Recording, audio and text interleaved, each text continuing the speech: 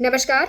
Pregnancy દરમિયાન કેવો ખોરાક લેવાથી અબોર્શન એટલે કે મિસકેરેજના ચાન્સીસ વધી જતા હોય છે? સૌપ્રથમ સૌ કોઈ જાણે છે કે કાચું પપૈયું જેની સિમ્પલ વસ્તુમાં જો આપણે વાત કરવા જઈએ તો મિસકેરેજ કેવી રીતે થતું હોય છે કે ગર્ભાશયની દિવાલ અને ગર્ભાશયમાં કોઈ પણ છેડખાની અથવા તો નુકસાની થાય છે જેનાથી અબોર્શન એટલે કે મિસકેરેજ થતું જણાય છે.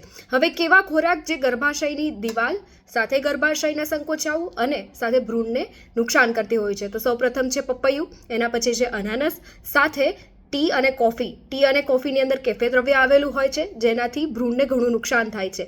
સાથે કાચા ઈંડા અને માંસ એ પણ ઘણી વસ્તુ બેક્ટેરિયાયુક્ત હોવાથી શરીરને ઘણું નુકસાન કરતું હોય છે. અને સૌથી અગત્યનું વસ્તુ ગેસ, એસિડિટી, કબજિયાત અને વોમિટિંગ.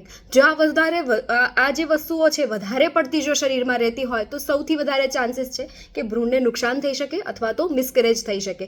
તો આ સાથે કે તમે બહુ જ વધારે પડતું સ્પાઇસી ખોરાક લઈ રહ્યા છો તો એ સ્પાઇસી ખોરાક પણ ઘણો નુકસાન કરતો હોય છે. તો આ જે અગત્યનું જે મેં તમને જણાવ્યું એનું ખાસ તમારે ધ્યાન આપવાનું. Thank you.